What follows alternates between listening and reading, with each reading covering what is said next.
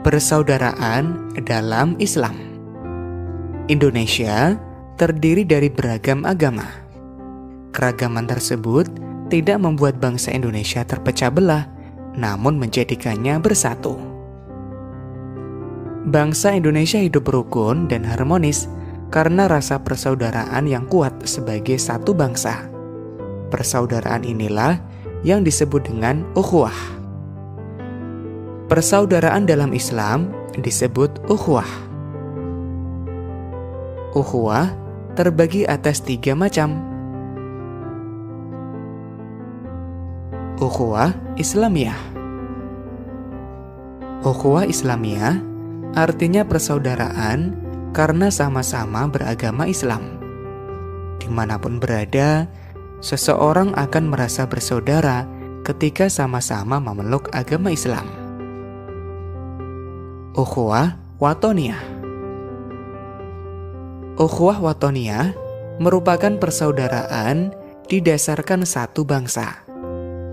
Seperti halnya kita hidup di Indonesia dengan berbagai suku bangsa, agama, dan adat istiadat yang berbeda, tetapi kita tetap bersaudara, yaitu saudara sebangsa Indonesia. Ukhuwah Insaniyah. Ukhuwah Insaniyah yaitu persaudaraan karena sesama manusia ciptaan Allah. Tidak melihat seseorang karena agamanya, sukunya, bangsanya, dan golongannya, tetapi sebagai umat manusia. Suatu bangsa dengan keanekaragaman suku, agama, dan budaya seperti Indonesia, maka ukhuwah wathoniyah bisa menjadi jalan pemersatu. Ukhuwah Wathoniyah memiliki peranan besar dalam menciptakan persatuan dan kesatuan.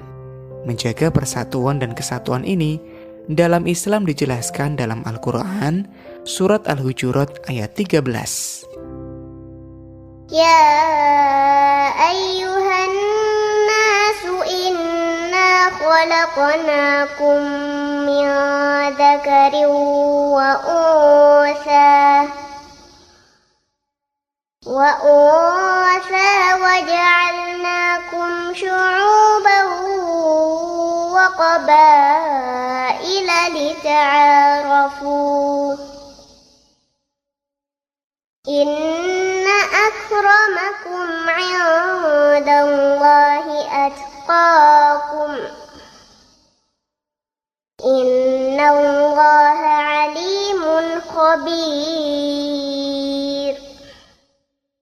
Shadaqallahul Azim. Wahai manusia, sesungguhnya kami telah menciptakan kamu dari seorang laki-laki dan perempuan. Kemudian kami menjadikan kamu berbangsa-bangsa dan bersuku-suku agar kamu saling mengenal. Sesungguhnya yang paling mulia di antara kamu di sisi Allah adalah orang yang paling bertakwa. Sesungguhnya Allah Maha Mengetahui lagi Maha Teliti. Quran Surat Al-Hujurat ayat 13. Dari ayat ini, Allah menciptakan kita dengan berbagai perbedaan.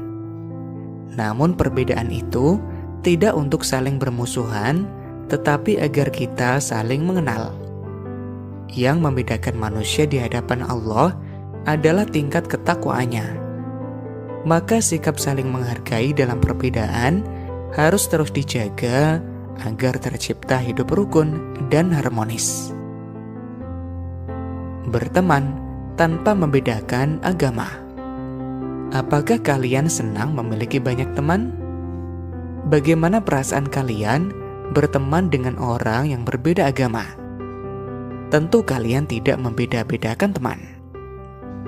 Rasulullah mengajarkan teladan sikap yang mulia dalam kehidupan sehari-hari. Ada sebuah kisah Rasulullah dengan pengemis Yahudi buta. Dahulu ada seorang pengemis Yahudi buta yang sering duduk di sudut pasar Madinah. Setiap orang yang mendekat kepadanya, ia selalu mengatakan, "Wahai saudaraku, jangan dekati Muhammad. Dia itu orang gila. seorang pendusta.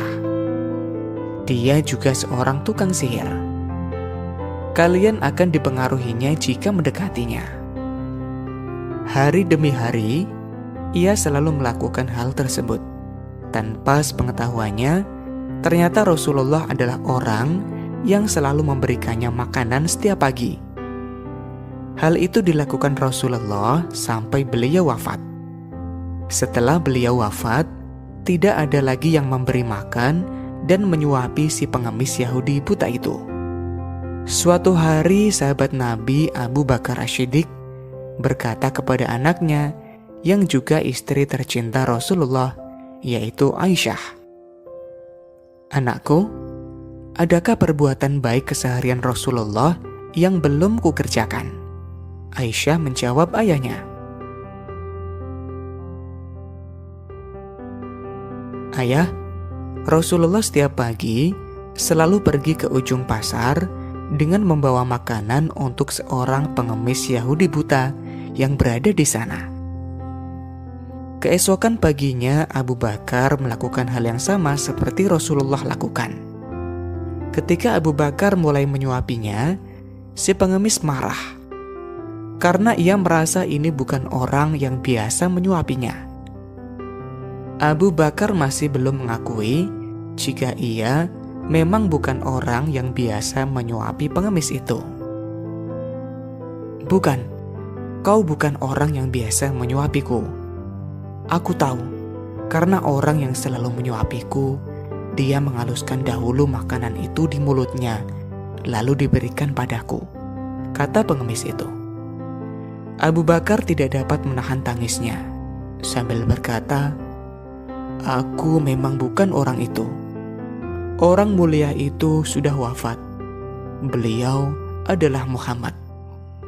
Mendengar hal itu, si pengemis terkejut dan merasa bersalah karena selama ini telah menghina dan memfitnah Rasulullah. Hal itu membuat si pengemis menangis terseduh-seduh. Ia sadar betapa mulia orang yang selama ini dimaki-maki tak pernah membalasnya dengan perbuatan yang sama, melainkan tetap berlaku kasih. Karena terketuk kemuliaan akhlak Rasulullah, akhirnya si pengemis Yahudi buta menyatakan masuk Islam dengan bersyahadat di hadapan Abu Bakar. Dalam cerita tadi mengajarkan kita tentang berbuat baik kepada siapa saja, tidak peduli dengan agama mereka. Begitu juga dengan berteman, kita tidak boleh membeda-bedakan teman. Ada pelajaran yang dapat kita ambil dari kisah Rasulullah dan pengemis Yahudi buta tadi. Yang pertama, tolong-menolong kepada siapa saja. Menolong orang lain adalah perbuatan yang dicintai Allah dan Rasul-Nya. Sikap saling menolong antar sesama ini menciptakan kerukunan antar umat beragama. Tidak membeda-bedakan teman. Dalam berteman, kita tidak boleh membeda-bedakan teman karena perbedaan agama.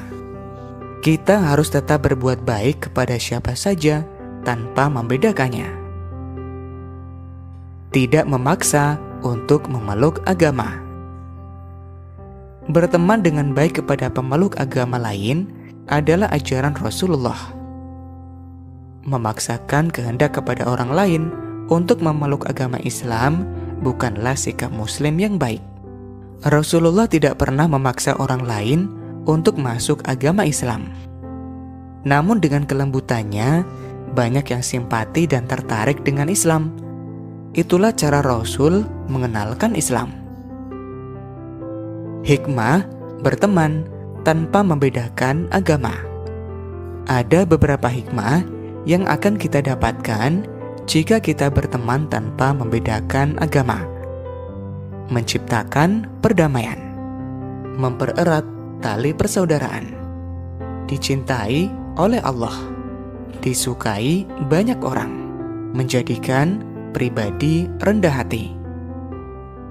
Demikian materi kita kali ini, mudah-mudahan bermanfaat.